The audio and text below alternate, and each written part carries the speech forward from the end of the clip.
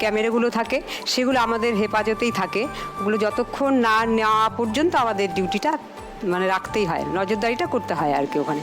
খুবই দায়িত্বের কাজ। হ্যাঁ, দায়িত্বের কাজ। নমস্কার অতসী।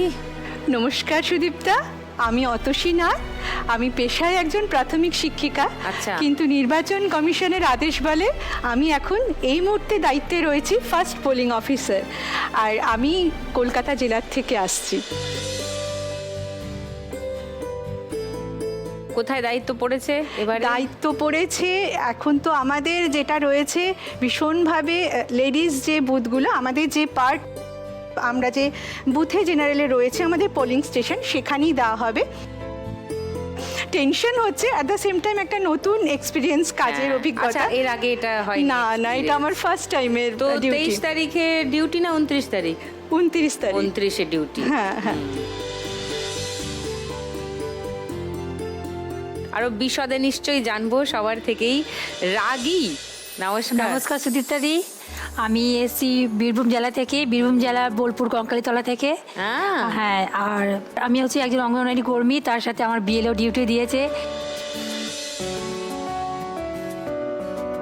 আর ভোটের দিনে বিশেষ কাজ হচ্ছে আমাদের যারা স্পেশাল মানুষ আছে আর যারা 85 বছরে যারা মানে ঊর্ধ্বে বয়স, তাদের একটু বাড়ি গিয়ে ভোট মানে করতে দেওয়া আর কি, যাদের সাথে যাওয়া। হ্যাঁ, সেটা। আর হচ্ছে গিয়ে আমাদের একটা টেবিল দেয় বাইরে বসতে, তো সেটাতে যদি কারো কোনো সমস্যা হয় তো সেটা আমাদেরকে দেখতে হয়। মোটামুটি সারাদিনই চলে আর কি আমাদের এই কাজটা, ডিউটিটা।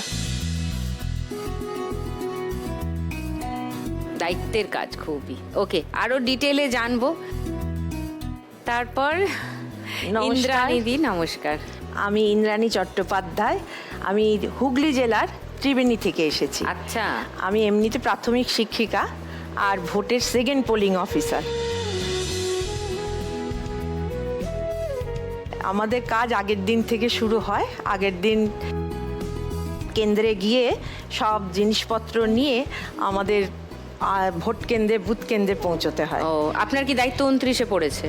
হ্যাঁ, মানে 28 থেকে শুরু হয়ে যাবে কাজ। ওকে, খুবই দায়িত্বের কাজ এই 4 মা লক্ষ্মীর।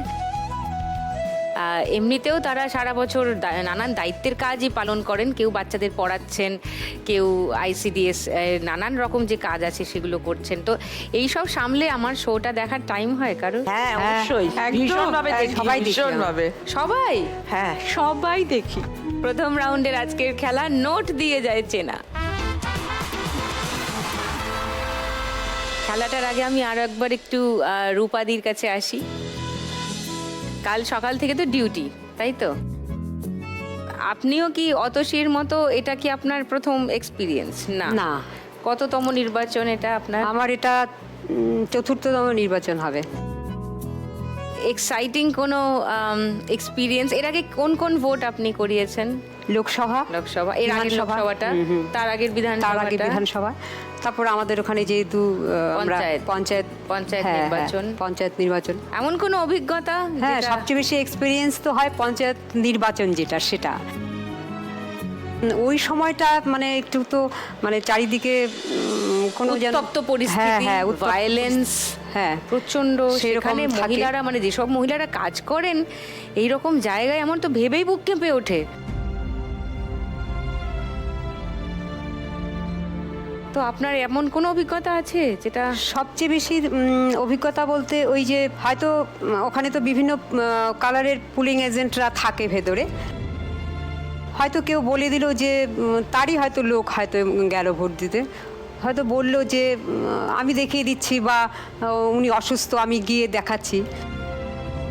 তখন হয়তো একটা ভেতরে কেওয়াস সৃষ্টি হলো, বাইরে যারা দাঁড়িয়ে থাকে তাদের মধ্যেও একটা রিপারকেশন হয়।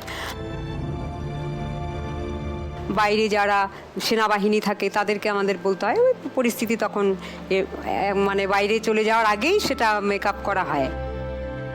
আর সবচেয়ে বেশি হচ্ছে যখন ইভিএম বক্সটা মানে যখন নিয়ে যায়, ব্যালট যেখানে দেয়, যখন বক্সগুলো নিয়ে যায়, ওই তখনটাই বেশি টাফ আর কি। তখন হচ্ছে এমন কড়া পাহারা এখানে থাকতে হয়, অনেক কিছু হতে পারে তখন।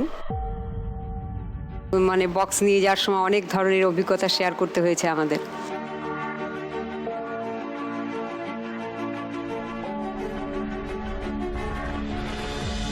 আপনি যদি আজকে এই খেলা থেকে 1 লাখ টাকা জিতে যান রূপাদি, কোনো প্ল্যান আছে?